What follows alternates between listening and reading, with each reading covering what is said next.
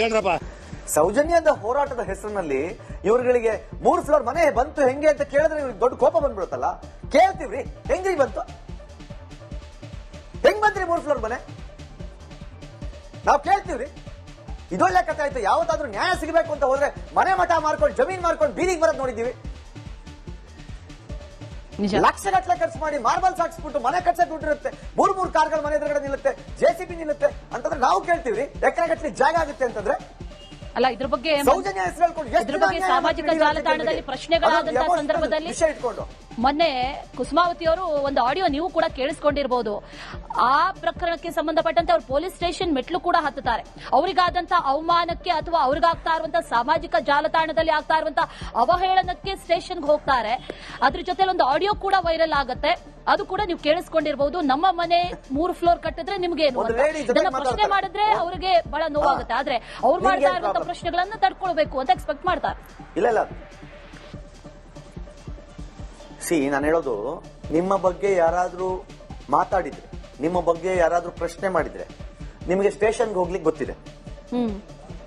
ನಿಮ್ಮ ಮಗಳಿಗೆ ನ್ಯಾಯ ಸಿಗಬೇಕು ಅಂತ ಸುಪ್ರೀಂ ಕೋರ್ಟ್ ಹೋಗ್ಲಿಕ್ಕೆ ಗೊತ್ತಿಲ್ವಾ ನಿಮ್ಗೆ? ನಾವು ಇದನ್ನ ಕೇಳಿದ್ರೆ ಕೆಟ್ಟವರಾಗ್ಬಿಡ್ತೀವಿ. ನಾವು ಇದನ್ನ ಕೇಳ್ಬಿಟ್ರೆ ಓ ಗುರು ನೋಡೋನು ಒಂದು ತಾಯಿ, ಸೌಜನ್ಯಳ ತಾಯಿ. ಮೇಡಮ್, ನಮಗೂ ಮರ್ಯಾದೆ ಇದೆ, ನಮಗೂ ಗೌರವ ಇದೆ. ಬಟ್ ಆಕೆ ಸೌಜನ್ಯ ನನ್ನ ತಂಗಿ, ಸೌಜನ್ಯ ನನ್ನ ತಂಗಿ ರೀ. ನನ್ನ ತಂಗಿಯ ಸಾವನ್ನ ಹಿಡ್ಕೊಂಡು ವ್ಯಾಪಾರ ಮಾಡಿದ್ರೆ ನನಗೆ ಬೇಜಾರಾಗುತ್ತೆ. ನಾವ್ ಯಾವತ್ರಿ ಸೌಜನ್ಯ ನ್ಯಾಯ ಸಿಗಬಾರ್ದು ಅಂತ ಕೇಳಿದೀವಿ? ಸೌಜನ್ಯಗೂ ಧರ್ಮಸ್ಥಳದ ಫ್ಯಾಮಿಲಿಗೂ ಏನ್ರಿ ಸಂಬಂಧ? ಯಾವ ಕೇಸ್ನ, ಯಾವ್ದು ಕಂಪ್ಲೇಂಟ್ ನಲ್ಲಿ, ಯಾವ ಕೋರ್ಟ್ ಕಟಕಟೆಯಲ್ಲಿ, ಯಾವ ಹೇಳಿಕೆಗಳಲ್ಲಿ, ಯಾವ ಒಂದು ರಿಪೋರ್ಟ್ ನಲ್ಲಿ ಸೌಜನ್ಯ ವಿಚಾರದಲ್ಲಿ ಧರ್ಮಸ್ಥಳದ ಫ್ಯಾಮಿಲಿ ಹೆಸರಿದೆ ರೀ? ಇವತ್ತಿಗೂ ಸಹಿತ ಧರ್ಮಸ್ಥಳದವ್ರನ್ನ ದೂರ್ಕೊಂಡು, ಧರ್ಮಸ್ಥಳ ಧರ್ಮಾಧಿಕಾರಿಗಳನ್ನ ದೂರ್ಕೊಂಡು ಮಾತಾಡ್ತಾರಲ್ಲ ಇವರು. ಏನಿದೆ, ಎಲ್ಲಿದೆ ಹೇಳಿ? ಸೋಮನಾಥ್ ನಾಯ್ಕು ಯಾವುದಿದೆ ಒಂದು ಟಿವಿಯ ಸ್ಟಿಂಗ್ ಆಪರೇಷನ್ ಸ್ಟ್ರೈಟ್ ಅವೇ ಹೇಳ್ತಾನೆ, ಸೌಜನ್ಯ ಕೇಸ್ನಲ್ಲಿ ನಾವು ಧರ್ಮಾಧಿಕಾರಿ ವೀರೇಂದ್ರ ಹೆಗಡೆಯನ್ನು ಸೇರ್ಸಕ್ ಆಗಲ್ಲ, ಅವ್ರಿಗೂ ಇದಕ್ಕೂ ಸಂಬಂಧ ಇಲ್ಲ ಅಂತ ಹೇಳಿದ್ಮೇಲೂ ಸಹಿತ ಇವತ್ತಿನ ದಿನ ನಾವು ಕುತ್ಕೊಂಡು 4 ಜನ ಬಂದ ತಕ್ಷಣ ಕಣ್ಣೀರ್ ಹಾಕೊಂಡು ಕೇಳಿದ್ರೆ ನಾವು ಇಲ್ಲ ನೋಡು ಇವನು ಆ ತಾಯಿಯ ಶಾಪ ತಟ್ಲಿ ರೀ. ತಾವು ತಪ್ಪು ಮಾಡಿದ್ರೆ ನಮ್ಗೆ ಶಾಪ ತಟ್ಲಿ. 13 ವರ್ಷ ಬೇಕೇನ್ರಿ? ಜಾಬಲ್ ನ್ಯಾಯ ಇದೆ, ಮೊಬೈಲ್ ಅಲ್ಲಿ ನ್ಯಾಯ ಇದೆ, ಮನೇಲಿ ನ್ಯಾಯ ಇದೆ.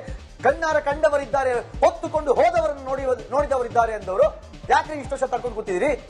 ಯಾರ ಹತ್ರ ಸಾಕ್ಷಿ ಇದೆ ಕೊಲ್ಪಟ್ಟಿ ಇಟ್ಕೊಳ್ಳಿ, ಕರ್ಕೊಂಡು ಹೋಗಿ ಸುಪ್ರೀಂ ಕೋರ್ಟ್ ಎದುರುಗಡೆ ನಿಲ್ಲಿಸಿ, ನೋಡಿ ಇವ್ರ ಹತ್ರ ಪೂರಕವಾದ ಸಾಕ್ಷಿ ಇದೆ, ನನ್ನ ಮಗಳ ಸಾವಿಗೆ ನ್ಯಾಯ ಕೊಡಿಸಿ ಅಂತ ಕುಸುಮಾವತಿ ಅವ್ರು ಯಾಕೆ ಕೇಳಲ್ಲ?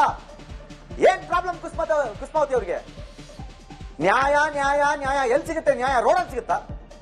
ಬೀದಿಲ್ ಸಿಗುತ್ತಾ? ಸೋಷಿಯಲ್ ಮೀಡಿಯಲ್ಲಿ ಸಿಗುತ್ತಾ? ಎಲ್ಲಿ ಸಿಗುತ್ತಾ? ಸಮೀರ ಕೊಡಿಸ್ತಾನ? ಆ ಮೊಹಮ್ಮದ್ ಸಮೀರ್ ಕೊಡಿಸ್ತಾನ ನ್ಯಾಯನ? ನಿಜ. ಅವನೊಬ್ಬ ಇಡಿಯಟ್ ವಿಡಿಯೋ ಮಾಡ್ದ ಅಂತೇಳಿ ಇಡೀ ಕರ್ನಾಟಕ ನಂಬ್ತು, ಇಡೀ ದೇಶ ನಂಬ್ತು. ಒಂದು ವಿಡಿಯೋದ ಡಿಸ್ಕ್ಲೇಮರ್ ಓದಲಿಲ್ಲ. ಡಿಸ್ಕ್ಲೇಮರ್ ಅಲ್ಲಿ ತುಂಬಾ ಸ್ಪಷ್ಟವಾಗಿ ಹೇಳಿದ್ದ, ನಾನು ಯಾವ ವಿಕ್ಟಮ್ ಮಾತಾಡ್ಸಿಲ್ಲ, ಯಾವ ಏನೋ ಆರೋಪಕ್ಕೊಳಗಾದವ್ರನ್ನ ಮಾತಾಡ್ಸಿಲ್ಲ, ಅಥವಾ ಒಂದು ಲೀಗಲ್ ಒಪಿನಿಯನ್ ತಗೊಂಡಿಲ್ಲ ಅಂತ ಡಿಸ್ಕ್ಲೇಮರ್ ಅಲ್ಲಿ ಹಾಕಿದ್ದಾನೆ. ಅದನ್ನ ನೋಡ್ಬಿಟ್ಟು ಏನ್ ತಲೆ ಮಾಸ್ ಹೋದವ್ರಂಗೆ ಇಡೀ ಜಗತ್ತು ನಮ್ಮ ಎದುರುಗಡೆ ಹೆಂಗ್ ನಿಂತು ಬಿಡ್ತು ಅಂತಂದ್ರೆ, ಅಯ್ಯೋ ಇವನೊಬ್ಬ ಸೌಜನ್ಯ ವಿರೋಧಿ ಅಂತ. ರೀ, ಇವತ್ತಿಗೂ ಸೌಜನ್ಯ ಪರವಾಗಿ ನಿಯತ್ತಾಗಿ ನ್ಯಾಯ ಕೇಳ್ತಾರೋ ನಾವು ಅಷ್ಟೇ.